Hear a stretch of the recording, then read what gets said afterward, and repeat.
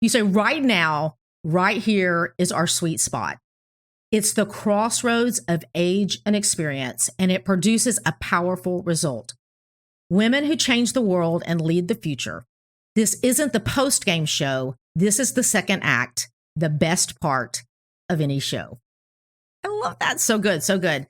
Okay. So what was going on in your life that led you to writing this book and just becoming so passionate about this midlife message? I have lost a child to a rare bacteria pneumonia. I had been raped. The man was caught. It went to a full jury trial and he's in prison for life. But then I had stage 3 triple negative breast cancer. My sister, a few years later, got diagnosed with cancer and she passed away. My mother had a brain aneurysm. I had a divorce. I had so many things.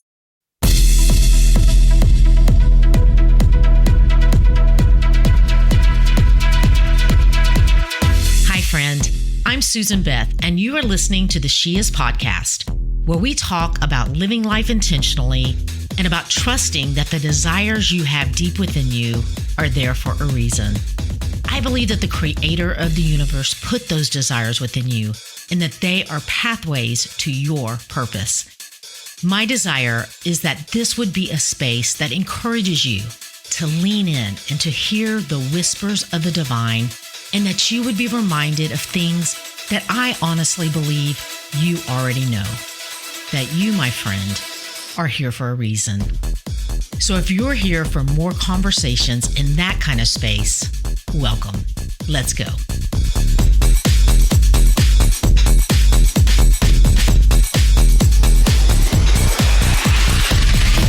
Hey, you guys, welcome to season 8 of the She Is podcast, where we are switching things up this season and sprinkling in a Thursday interview once a month, in addition to our Sunday episodes.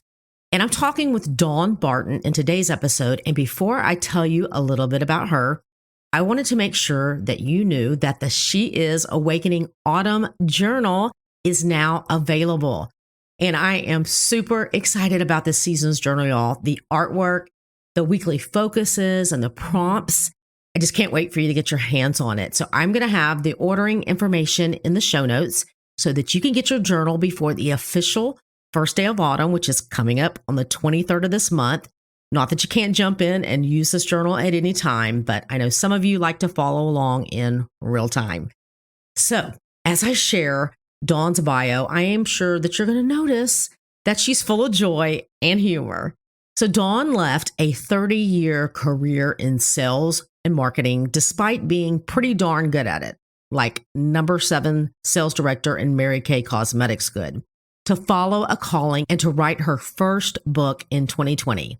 Laughing Through the Ugly Cry became a best-selling success, garnering the prestigious ECPA Christian Book Award for New Author of the Year. Stunned to be entering her 50s as a successful author, she was inspired to write her second book, Midlife Battle Cry, urging women to resist the pull of streaming television algorithms and get excited about redefining the mighty second half. Dawn speaks at conferences, churches, elevators, and just about anywhere anyone will listen to her thoughts on finding joy and humor in even the most difficult of circumstances. When she's not smiling at blank pages pretending to write, Dawn is a speaker giving talks about cancer, joy, female empowerment, and direct sales. She's the founder of retreats at Trinity. She's living the sandwich generation dream with her husband, daughter, parents, mother-in-law, and too many animals to count in Florida. So let's jump into my conversation with Dawn. Dawn Barton, welcome to the She Is podcast. I'm really excited about having this conversation with you today. And I had shared something on my Instagram stories yesterday about interviewing you for the podcast today. And I was so surprised. I got several responses back from some of my friends that were like, I follow her too. And they were so excited. And actually, one of my friends held up her book and was like, I'm actually reading her book right now. And I had no idea. So that made my heart really happy. And I was trying to think of whose podcast I heard you on. It's been several months ago because I listened to a lot of podcasts. But I think it was the time, what month did your book come out? Midlife Battle Cry? May. In May. It came out in May. I think that's when it was. In May, that I heard you on a podcast that I listened to. And as I was listening, I'm like, who is this lady? I like her. Who is she? And so what I typically do if I do connect with the person, I like them. So I went over to Instagram and found you and I started following you. And it was either that day, I know it was within a few days, that I was watching you and your stories. And you said something like, this afternoon, I'm going to be going live with my sister on Instagram. And you said her name, or maybe then later was even the connection when it came on. I don't know, but I saw her name. And I was like, oh my goodness, I've been following her for the past couple of years as I've been diving deeper into art. And so she doesn't know who I am, but I've followed her for a couple of years and she's mentored me from afar, through doing stories and different mentoring things that she's provided, groups and things like that. And I was just like, no way. It was just very cool to me to find out y'all were sisters. That is hilarious. Yeah. Yeah. Yep. Jody King.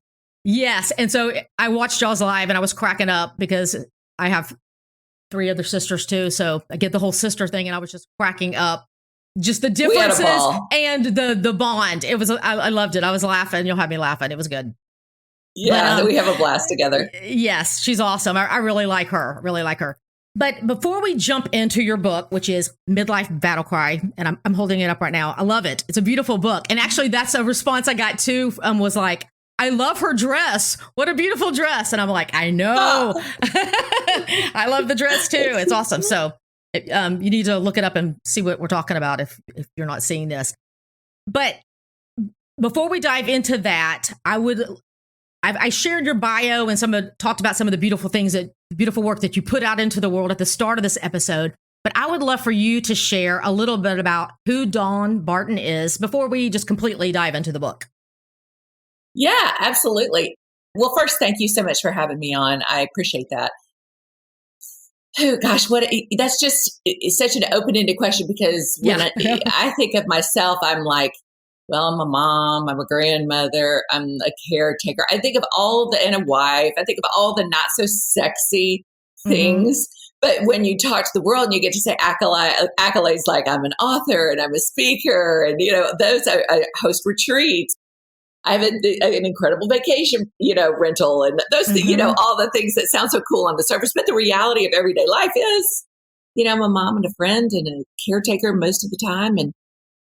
But I have this incredible passion for women and empowering women. And it has fueled my first book and my second book, both birthed out of seasons of struggle. Yeah. But I hope they birthed what are mostly funny books, funny and engaging and charming, that kind of thing. But at the end of the day, I hope and I pray I'm a woman who makes a difference in other women's lives. Yeah. Well, you are. Know that for sure. Like I said, I'm very excited that we're having this conversation today. And I haven't ever talked about something like this on the podcast. And if I did say that clearly, the latest book that I'm holding in my hand is Midlife Battle Cry. It's Dawn's latest book. Because you wrote one, was it a year or two ago? It came out 3 years before called Laughing Through the Ugly Cry. Okay. I have not read that one, but this one is so good. And you mentioned making people laugh. You definitely make people laugh. It's one of those where, you're sharing some hard truth, but then, so you're starting to tear up and then you just start cracking up just the way, you lead your readers through that. It's beautiful. And I loved it. I laughed a lot. I did. Good. But I'm excited about having this conversation, even though I know that the audience that listens to my podcast has a vast range.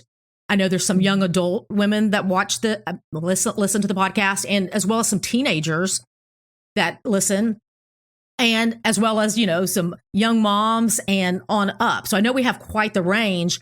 And so everybody doesn't fit into midlife, although that's where I'm at. So I know that's probably what I am attracting for the most part. But I think it's important that the teenagers and the young adults hear what we're going to talk about, because that's kind of even the point of your book, that the midlife needs a reframing. And I so agree. Just this past July, I turned 57. So just a few months ago, I turned 57, and can't remember now if I made a post or just something in my story. But when I was doing it, I felt very strongly about, I want to put my age, and I don't always put my age, not for any reason, but it was like, I wanted to put my age. I'm like, I'm putting my age because it's just a number and I'm that number.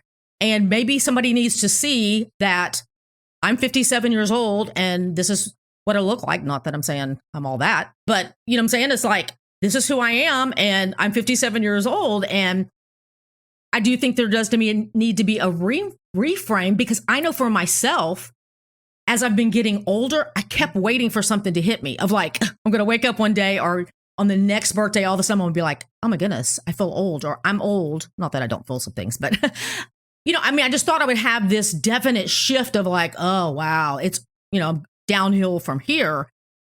And instead, it was like the opposite. I never felt like, oh, you know, mentally and emotionally, it's like I didn't have that shift of feeling like, okay, I'm old now. If anything, it's kind of like stuff ramped up, you know, and you talk about this, you know, the confidence and entering that, it was just like, that's what became stronger. And at my birthday a few months ago, one of my daughters wrote in my card, she said something like, you make us excited to be in our 50s and are setting the bar high. And that just made me so happy, because I want my daughters to know that once their children start having children, that it's not downhill, you know, that their life's over and it's all a downhill journey. And most of the passion that I feel with, you know, doing the podcast and the things that I do and the whole She Is message it comes from what the message I want my daughters and my granddaughters to hear clearly about God's intention for women. And, you know, midlife and growing older and aging is part of that. So I'm really excited, you know, about having this conversation today. And I want to start with something you wrote in your intro. So let me find it. To start us off, you said, the truth is our midlife is just a pivot point, and it's not determined by a particular number. It's a season, a change, and an awakening. God doesn't bring us to the middle of our lives and say, thanks so much for your service. We had a terrific run. Now watch some Netflix and I'll call you when your time is up. There is no midlife to God. We are his gift to this world at every age and every season. But I believe that this season and this age are the best yet. In the second half of life, we are more ourselves than we have ever been. I love that, Dawn. I love it. And I love it for several reasons, but I know you don't know this, but I talk a lot about seasons here. And also this past year, I just came out with a seasonal journal for each season, and it's called the She Is Awakening Seasonal Journal. So your words about season and awakening are right up my alley and something I talk a lot about, but I could not agree with that more. And that's what it's felt like for me, this pivot point and almost an escalation of how I have felt getting to that point. And I want to read, before I hand it over to you again, I want to read on the next page. And this is still in the introduction, people. You say, right now, right here is our sweet spot. It's the crossroads of age and experience, and it produces a powerful result. Women who change the world and lead the future. This isn't the post-game show. This is the second act, the best part of any show. I love that. So good. So good. Okay. So what was going on in your life that led you to writing this book and just becoming so passionate about this midlife message?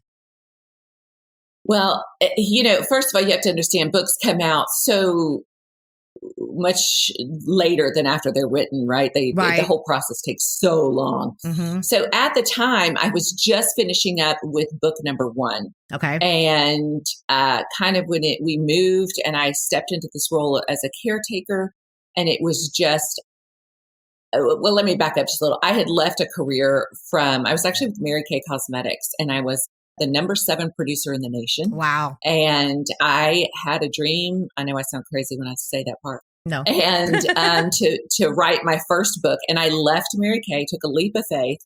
And so I went into this, the first book came out, I went into this quiet season. Actually, the book wasn't out yet. It was this lull point before it came out.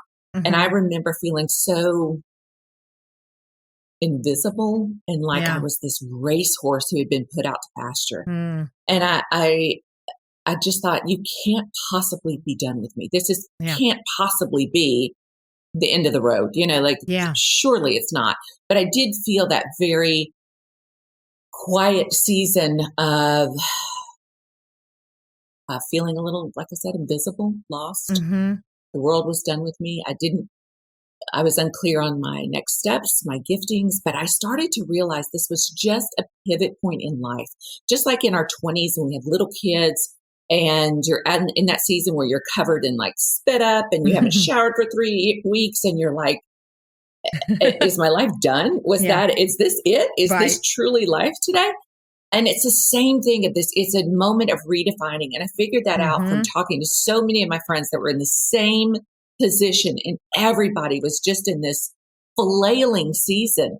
So I decided to just tackle it strategically, honestly, like truly, in the seasons when you were first dating your spouse, how when you wanted to know everything about them, you wanted to know Oh, yeah. their favorite candy bar, you wanted to know their favorite color, where they wanted to go eat, what they liked, everything, right? Yeah. You could not get enough. Right. And I wanted to do that with me because I was at a point where I remember walking into my closet, and I joke that it was like a Morticia Adams closet, and it was filled with just black and gray and white. And I just had this moment where I thought, when did you quit wearing color? You used to love like coral. When did you just quit standing out in color and dressing in this joyful way? So it just set me on this journey to really discover who I was in the season of life. And from that, birthed a book. Wow. I love that. And that is such a common place that we can find ourselves in, because you're in a particular season where life just has you running on the same road. And then all of a sudden that changes and it's kind of like, okay, where am I going from here? And you kind of have to stop sometimes and reevaluate and see where that is. You ask a question on page 3 that says, so why do we, standing at this midpoint in our lives, not continue to look ahead with the same sense of hope and expectation? Why don't we still believe that the best is yet to come? I think that's such a good question. And I think that's the question that's so important when we're at that, like what you're talking about, when we're at that point where it's like, where do we go from here? Yeah, I think we do this thing where we draw this invisible line in our life, in our minds. And to one side of the line are all the great miracles of our life, right? Yeah. Like our first career, our children, our marriage, all of those things, the big first, the big miracles in life. And we subconsciously believe that on this other side of that invisible line will be less filled with these miracles and blessings. It will be devoid of as much goodness and richness as the first. And that's just a flat out lie. But I will tell you this, if you live in the place of believing that, that will be the future. But if you live in an expectant mindset that there's just as much good stuff to come, so much richness comes from it. Yes. No, I so agree with you that it could go either way. And that's why I think it's important that we have this conversation. And even for the younger women to be hearing this, because I think it's a time of life that can really throw people. The kids move out and life starts changing and your days look different. And you can feel like your purpose has totally changed. And unless you are reframing that, then, you could slip into depression. And like you're saying, that could very well play out the way you hope it doesn't. And it does feel downhill. Yeah. And I do think for a lot of women, it is tied to kids leaving because so much of their identity has been wrapped up in that. For me, that was not the case. My child is 16 right now, and then my other one is 33. Okay. So that was not the case. It was just that I think mine was fueled by this changing of careers, and then this move that we made. We moved from within town, but 20 miles out. We bought a property with 23 acres, and we moved in. My mother-in-law into the main house, and my parents next door.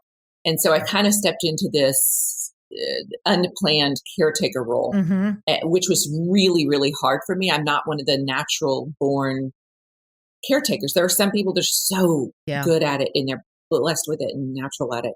It was really hard for me. And I thought, you've given me all these gifts of writing and speaking and working with women, and I'm doing none of them. Like, have you forgotten me? Are you done with me?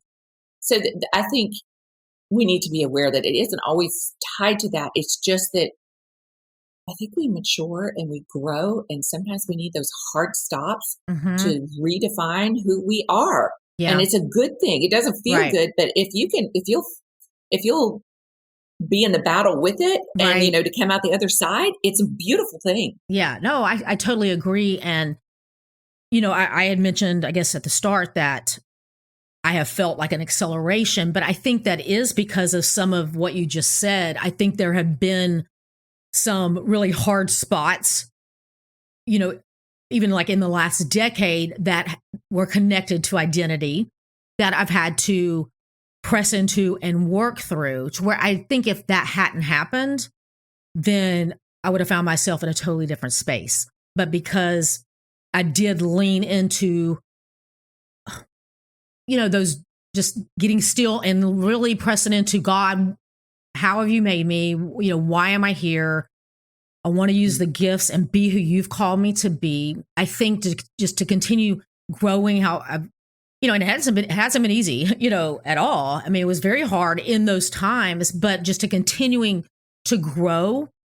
I think that when I did get to a point where kids were leaving and then starting their own families, I was kind of in a different place in how I felt with my purpose at that point. It wasn't all wrapped up in them, which, parenting never stops even after, I'm saying, it's just, it changes how it is, but I'm saying, your family's your family and you're still intertwined.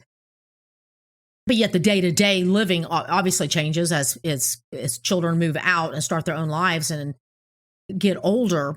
But I think I had already kind of grown in some ways to where, so when I say acceleration, was almost like I had even more time, concentrated time to put into some of those things, dreams and desires that God had put in my heart. But I loved seeing how in the book you talked about and even gave some tools, because I think so many women get to that point and it's like, they don't even know, it's like, it's been so long since they have thought of themselves. I say, first in the sense of, it's like, they don't even know if somebody asked them what they wanted. They're not used to putting them being the one that answers that question. It's kind of like, well, what do the kids need to do? It's like everything else coming first. It's like, they don't even know. And so I know there's like a whole section or chapter in your book where you give some very practical examples walking women through. And actually, didn't you, I think that I read that you do something like every year, some kind of challenge, love challenge, is it? So yeah, I started this. It originally started as a 14-day challenge, and it was birthed from this season, like I said, of trying to figure out who I was and what I liked. And it started with something as simple as what was my favorite color to wear. And then I went through like fragrances. What fragrance did I like? I went through, what did I like to eat? I just went on this discovery thing. So I decided to just start putting those prompts written down.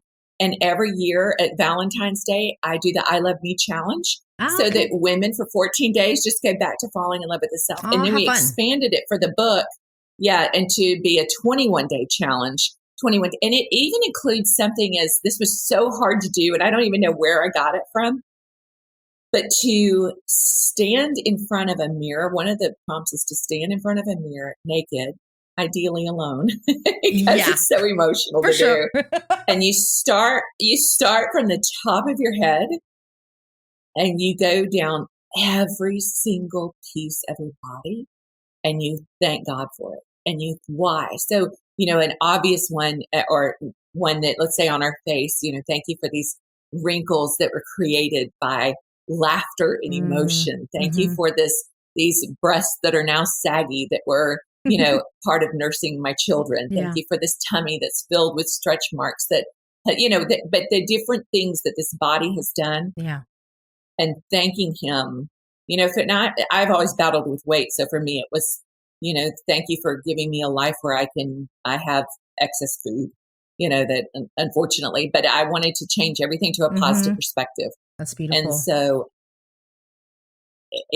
I've done it several times. It's hard every time and I cry every time, but there's such a beautiful connection that happens with ourselves. Yeah. And I think that that's my biggest battle cry right now to women is that you're so magnificent. You're so beautiful. You're so gifted. Please don't pull back. Yeah. Please, the world is not done with you. Yeah. You do not need to be put in a room and close the doors. Right. We need every piece of you. I think society needs the wisdom of older women more than ever before. And just like I want to sit at the feet of women in their, 70s and 80s and above. And I think somebody younger than me needs to sit at we should always have someone younger and someone older in our lives because there's so much that comes from both sides. I so agree. And that's actually one of the things I wanted to bring up that you talk about in the book, that it's interesting how we're at this point in our life that we have so much more to offer than we've ever had, from experience and hopefully wisdom of learning through the years. But yet, because, maybe it's because of just, things that we've heard or what we see, images we see, on social media or media, but there's obvious messages about age. So I'm sure that's where a lot of that comes from, because even though we're at this point where we have so much to offer, it's like so many women can find themselves when they come to midlife, when they're walking into rooms and they look around and most of the women seem younger than them, they have a tendency to want to shrink back. And right. But I'm so sorry. I will say, I think a little bit of that is, a piece of that is media and the messages of Hollywood and so on. But I do think that's very much changing because the women from Friends are my age now. So all these women that are still thriving, dynamic, beautiful women are all in their 50s now. Right. But I think that still the biggest piece of the problem is us. Yes. We believe that we don't have something. We believe that we're less than walking into a room of younger women, rather than we believe more that, look what they get to be around. I mean, we believe that there's something wrong with us because we're older, rather than it's a blessing to be in a room of younger women, to be, that we're just as valuable. We're just as magnificent, if you will, than they are. Yeah. Oh, so our boobs aren't, but the rest of us is. Yeah, absolutely. Oh, no, I love that. I think that's a beautiful and such an important point that we need to remember. And that did stand out to me in your book, how you did, even though we can blame media and culture and all those things, in the end, it's only going to change when we change it and when we keep showing up. And I remember thinking that because I don't know how it was for you, but I know when my kids were home, it's like, I did get new clothes, but it's like, it's like the priority was they were, more in growing stages. So, and we had 5 children. So it was kind of like, okay, most of the clothing money was going to update their wardrobes. Yeah. So then once they're growing up and buying their own clothes, people probably think, oh, she dresses a lot different, but it's because I'm not looking out for, and shopping for 5 other kids. But there is part of me at times because people will comment and I think, do they think I'm dressing too young for, which I'm not wearing something weird. That, but yet I'm like, it's like, I did have to remind myself, I'm like, who's setting these rules?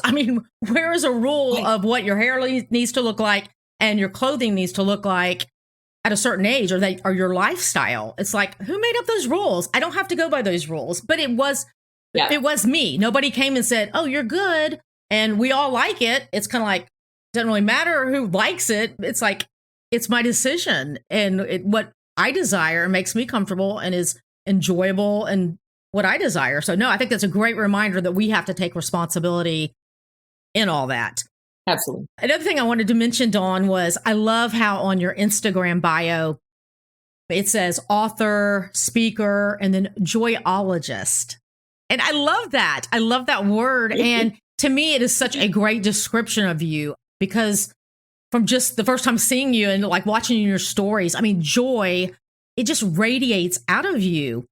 And like we do then one could assume that because that word is in your bio and just your presence and how that joy radiates, they could assume that you've had a really joyful life and haven't had to walk through anything hard and that your heart's never been broken or shattered. And after following you just for a short while, I know that's not the case. I know that is so not the case. That's quite the opposite. Yeah, that joy is coming from a deep well. And, I would love everybody to, you don't have to go into detail with your whole story, but just some of the things that you have had to navigate that we wouldn't necessarily equate with the word joy.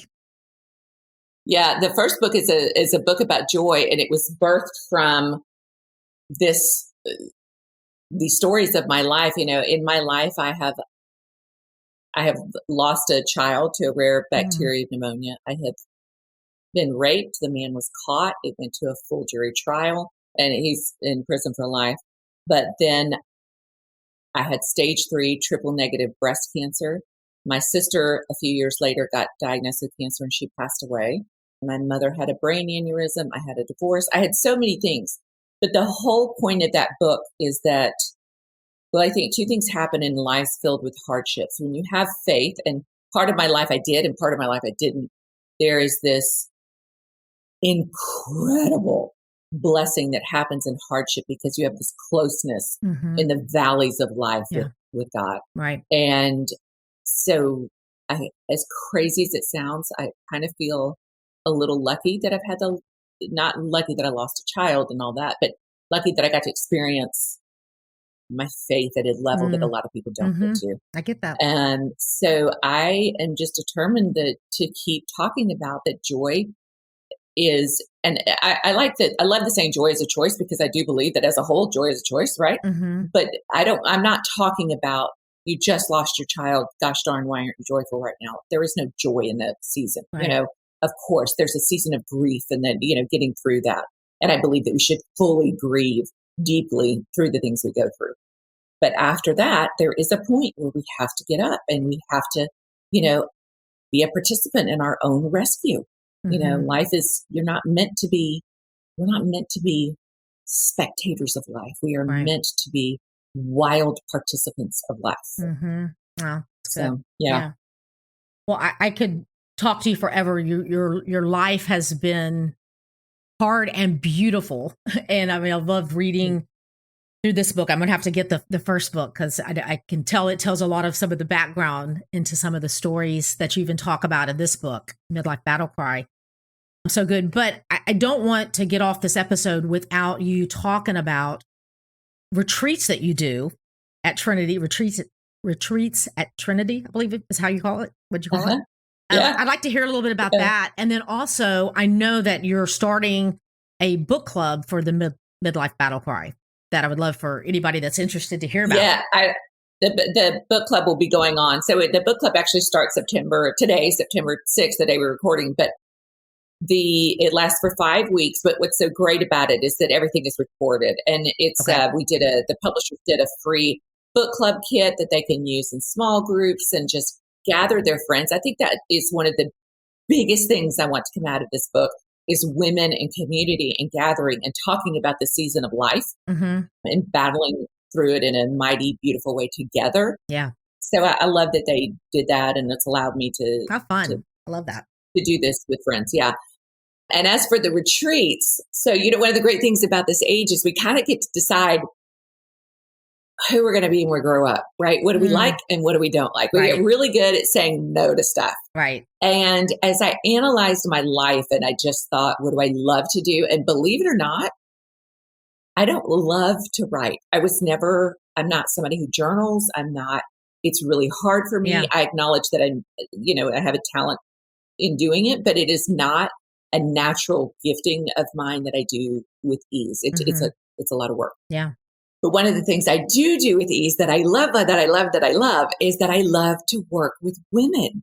I love to help women see and release the giant that's inside of them. So I thought about, here we live on this property, this magnificent 23 acres it's just this breathtaking property. We did not build it. It was already like this. And when we were trying to buy it, I remember praying over it and said, God, if you will give us this property to pull all of our family together, I will always honor you, and joy will happen here. Healing will happen here, all of this. So then I began the retreats at Trinity. And so we do it a spring one and a fall one, and only 15 women. I bring in 2 other really good teacher women, and it changes sometimes. One of us is my best friend, but the other participant changes. And we work with women for 3 days, and it's so funny. We take this picture on their first day, and then we take pictures of them on their 3rd day. And the difference is day and night. Wow. And I knew that women, we desperately need community, right? We need friends. Yes. And so many of us right now are so lonely. It's just, I don't know if it's this season of life, or I don't know. I don't know if it's COVID and technology. I don't know what it is, but we're lonely, and we need to do something about it and change it. So I wanted to create a space where 15 women could come together, and by the end of it, we're so bonded and so connected that from it would birth friendships to last a lifetime. That's beautiful. So with that women would find 1 to 2 in that have something incredible grows. And we just so easily forget how valuable and needed we are in this world. And I heard this story years ago, and this woman was listening to a speaker on the stage, and she was sitting with a friend next to her. And the woman on the stage was talking about your why, like your purpose, what's your big motivational why behind something? Yeah. And she looked at the person next to her, and she goes, I've never had this big why. I just don't get it. I don't have the big why. And he looked at her and he goes, because when you die, you don't want to stand before God and him look at you and say, oh my gosh, look at that gift and that gift and that gift and that gift that are unopened. And that one right there, that one was so good, but you were so fearful of what people would think of you, you never opened it. And that one right there, you were scared to go to that event because you were 5 pounds over what you wanted to weigh, and you didn't go, and you missed out on that gift. And that gift over there, it's because you don't want to stand before him with unopened gifts, because your big holdback in life is fear. And I think the enemy would love for us to stay in a place of fear and to not open all these magnificent gifts he has for us. But you have a purpose just as big and beautiful today as you did 40 years ago, 10 years ago, whatever it is in your mind. So that is a straight up lie, and the world needs more of you. Yeah. Amen. That's awesome. Amen. That is awesome. Well, I'm sure that people could go to your website, or where was the best place, like if they're interested in attending one of these retreats, or, just connecting with you further and just knowing what's going on. I mean, social media, obviously Instagram, and are you Dawn Barton? DawnBarton.com. Okay. And that has all of it. I am most active on Instagram, which is Dawn R. Barton. Okay. And I respond to all my own messages. So it's just me. I'm just not that important to there's like a massive staff responding to everything. And I'm also on Facebook, which is also Dawn R. Barton. So, okay. Yeah, I'd love to connect. Okay. Yeah. No, that's what you do that well. I mean, I know when I've shot you little messages, like in responding to your stories, and you always respond back and chat. So that's awesome, because you do. Because that's what my husband had asked me. He said, now, have y'all actually talked before? And I'm like, well, no, we haven't in person, but I kind of feel like we have, because she's talking to me in her Instagram stories, and then I'm responding back and we chat through there. So it's awesome. But no, I tell on Instagram in the morning, I do those porch ramblings, as I call them, in the mornings. And I joke that it's my therapy. So I hate that you guys have to really be a part of my therapy in the mornings. It's just me talking and you having to listen. We enjoy it's a great relationship. It is. And it makes us all feel less alone, because we can all relate to what you're sharing. So, right. Yeah. We enjoy it. We enjoy it. But no, I thank you for taking the time. I know you have a lot going on, especially today. So thanks for being here. What a gift you are to the world. And it's been my absolute joy. I have so enjoyed chatting with you and listening to you. And thank you for using your voice to champion women to be all that God designed and created us to be, and knowing that that's going to continue as long as we're here in this earth. And everybody needs to go get this book. if you're Midlife Battle Cry, you will laugh and you're probably going to shed a tear or two, but mainly laugh. It's awesome. And it's available wherever books are sold. So awesome. Yeah. Thank you. Thank you, Dawn. I appreciate it. Thank you. Okay. Thanks so much. Hey, you. Thanks for listening. And if you would like to connect more, head over to susanbeth.com and sign up, and you will be one of the first to find out about anything new. Plus, there's a special free download available just to say thanks. If something in this episode did speak to you, would you do me a favor and share it with a friend that you think it might resonate with as well? And until next time, keep showing up in the world just as God purposed you to do, because you being you is exactly what we all need.